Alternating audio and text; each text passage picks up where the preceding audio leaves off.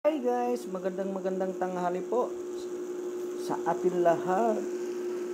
Welcome back to my vlog. For today's video, magluluto tayo ng pinakbet Ilocano. Naka-ready na nga pala. Ito guys, yung tira ko na yung itag na galing sa Bagyo, yung tinatawag na itag na sabi ng pinagbilian ko may 1 taon na daw, kaya bumili ako. May presyo talaga, quality. So linagay natin guys dito sa pinakbet Ilocano. Ayan guys, no? Antayin lang natin maluto at masarap na masarap, manamis-namis. Okay.